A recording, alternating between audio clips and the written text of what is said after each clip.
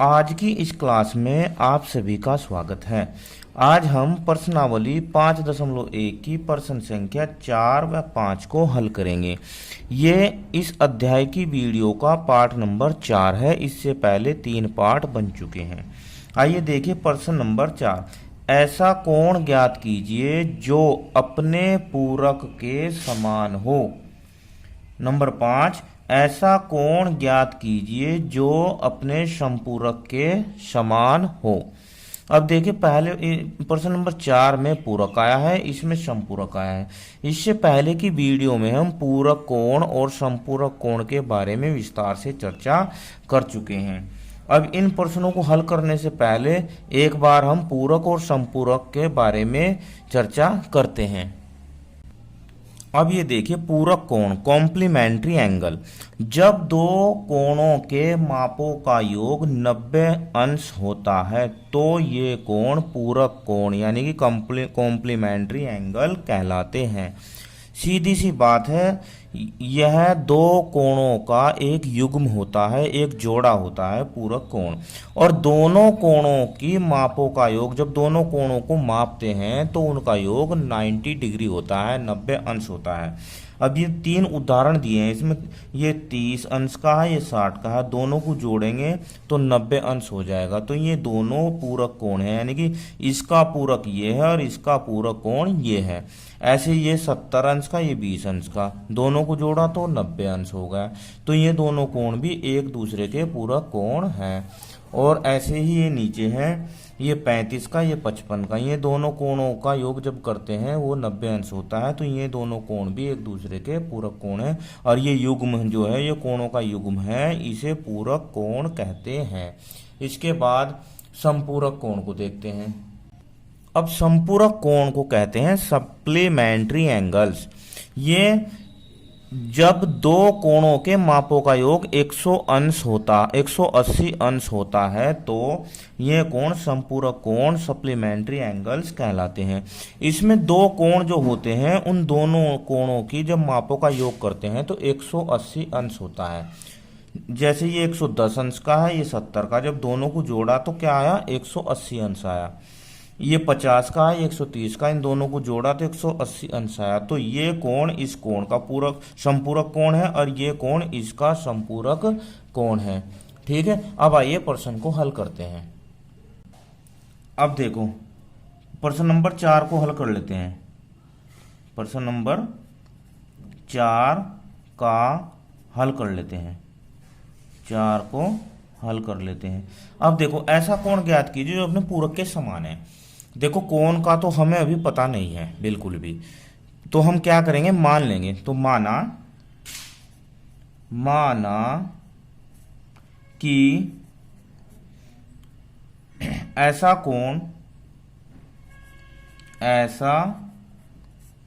कोण जो अपने पूरक के समान है वह कोण x है। क्या है, x अंश है। क्या मान लिया हमने, x मान लिया। ठीक है, तो चूंकि एक कोण और हमें ये पता है कि एक कोण और उसके पूरक कोण का मान जो योग होता है वह कितना होता है, 90 अंश होता है। एक कोण और उसके पूरक के कोण का योग कितना होता है, 90 अंश होता है। ये हम जानते हैं। इसलिए क्या करेंगे, देखो एक तो x अंश है, ठीक है। अब इसका जो पूरक है वो भी x ही अंश होगा क्योंकि उसके समान है। बराबर इन दोनों का योग कितना होगा बच्चों? 90 अंश। कितना होगा? 90 अंश। अब x और x कितना हो गया? 2x। कितना हो गया? 2x बराबर 90 अंश।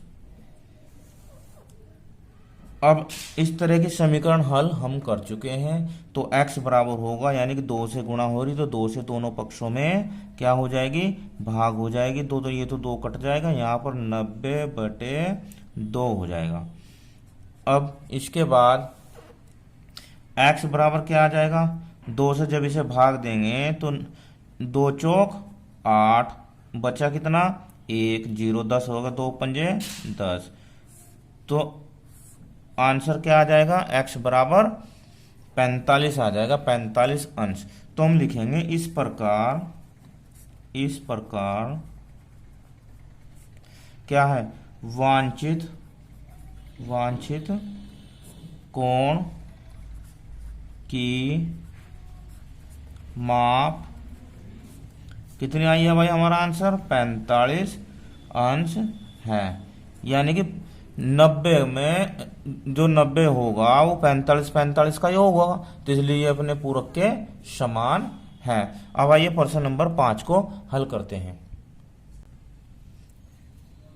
ऐसा कोण ज्ञात कीजिए जो अपने समपूरक के समान है। सेम ऐसे ही करना है यह भी। तो अब हम लिखेंगे हल।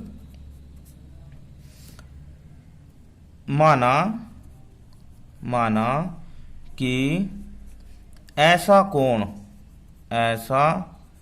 कोण जो अपने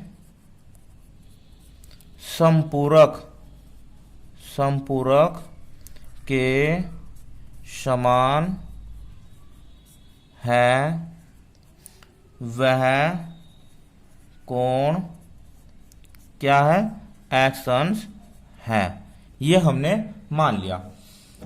अब जब हमने ये मान लिया है तो तब क्या होगा? तब ये होगा जैसे हमने पिछले प्रश्न में किया है कि दोनों का योग कितना होना चाहिए? समपूरक कोण में कितना होना चाहिए योग? 180। तो हम लिखेंगे ये x माना ना, चूंकि एक कोण और उसके संपूरक कोण का योग कितना होगा भाई? का योग 180 अंश होता है। इसलिए देखो x है ना, x अंश प्लस x अंश बराबर हो जाएगा 180 अंश। अब देखो जोड़ा है ना, तो 2x अंश बराबर 180 अंश और x बराबर 2 से भाग हो जाएगी। तो 2 से जब इसे भाग देंगे 180 को, कितना आएगा बताओ? x बराबर आ जाएगा 2 नाम 18, 90 अंश। तो अब हम लिखेंगे इस प्रकार क्या आंसर आया हमारा? वांछित कोण 90 अंश है। ये इसका आंसर हो गया। वैसे तो हम इसे मौखिक भी कर सकते थे, क्योंकि दो कोणों का योग जब 90 होता है तो और में एक दूसरे के बराबर है तो 45 अंश होगा। और जब दो कोणों का योग इस संपूरक में 180 होता है तो दोनों बराबर होंगे तो वे 90 डिग्री के होंगे। पर ये करने का इसका तरीका था। अब देखिए वीडियो कैसी लगी मुझे कमेंट में ज़रूर बताना। धन्यवाद। आपका दिन शुभ हो।